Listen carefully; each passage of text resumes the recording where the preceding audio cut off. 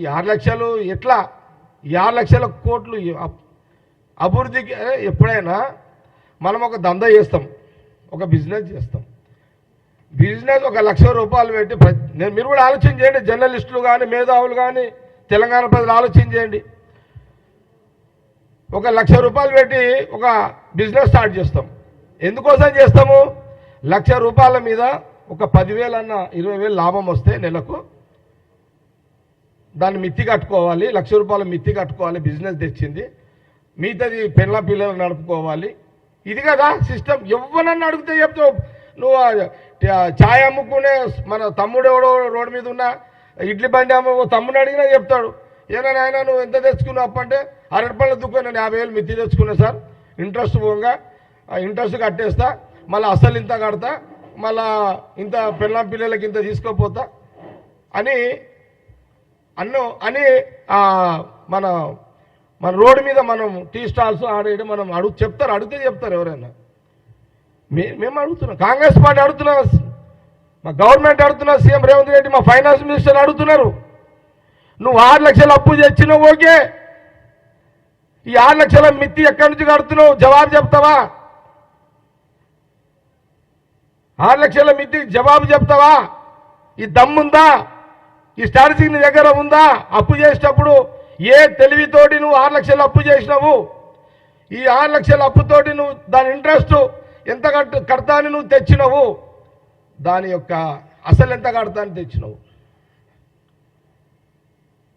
మరి ఇప్పుడు ఇల్లు గడవాలి కదా, అంటే ఇల్లు అంటే ఇక్కడ మన ప్రజలు, మేము తెలంగాణ ప్రజల కోసము. ఇప్పుడు నా భార్య ఉన్నదప్ప, నా భార్యనే ఉన్నది. నేను రోజు 10,000 రూపాయలు అప్పు తీసుకొచ్చి పెళ్ళానికి రోజు చేస్తుంటా. నా పెళ్ళాన్ని చీరెప్పిస్తా, నా పెళ్ళాన్ని బువ్వ పెడతా, మంచిగా చూసుకుంటా నా పెళ్ళాన్ని. ఒక రోజు అవుతుంది, ఒక రోజు అడగదు, 2వ రోజు అడగదు, నెల అడగదు, 3 లక్షలు అప్పు అవుతుందన్నా.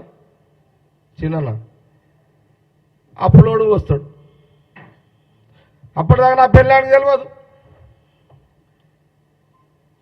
ఏంది అప్పులోడు వచ్చిండు, వాడు 3 లక్షలు అంటున్నాడు, ఏం చేసినావు 3 లక్షలు అంటే, రోజు నీకు చీరిప్పించినా, అవి ఇప్పించినా, ఇవి ఇప్పించినా, నీ బువ్వ పెట్టిన అప్పుతోటే పైసలని నేను అంట. నా పెళ్ళామంటది, నీకు ఇవి ఓడదామన్నాడు, ఇవన్నీ అప్పు తెచ్చి నన్ను ఓడు చీర కొనియమన్నాడు, బువ్వ పెట్టమన్నాడు, ఉన్నదో గంజో దాకా బతుకుతుంటే కాదు ఈ అప్పులతో. మరి ఈ పంచాయతీ ఆడగొడగొడతావు ఇప్పుడు ఇదంతా. ప్రజలు అడిగినారు, అప్పు తీసుకొచ్చి మాకు అన్నం పెట్టు, మాకు అనలే కదా. నీకు ప్రభుత్వం ఇచ్చినప్పుడు జిమ్మెదారిగా నా భార్యను ఏమంటుంది, నువ్వు బిజినెస్ చెయ్యి, దాని మీద ఆమ్దాన్ని పెట్టి నన్ను నడుపు, నా పిల్లలను నడుపు అంటుంది. కానీ నువ్వు అప్పులపలా నువ్వు రేసుకొని నన్ను అన్నది కదా. ప్రజలు కూడా అంటే, ఈ రాష్ట్ర ముఖ్యమంత్రి అంటే ఈ ప్రజలంతా బిడ్డలు లాంటి వాళ్ళు. నీ బిడ్డలను అప్పుల పాలు చేసి, నీ బిడ్డలంటే కేటీఆర్ కాదు, ముఖ్యమంత్రి కుర్చీకి బిడ్డలు అంటున్నాను నేను. కేటీఆర్, హరీష్ రావు, కవిత, ఖాందాన్ అంతా సేఫ్, నో ప్రాబ్లం. వాళ్ళకి అప్పులు లేవు, సప్పులు లేవు, సీలకు ఉన్నాయి. వాళ్ళ గవర్నమెంట్ లేకపోయినా లండనో బిండనో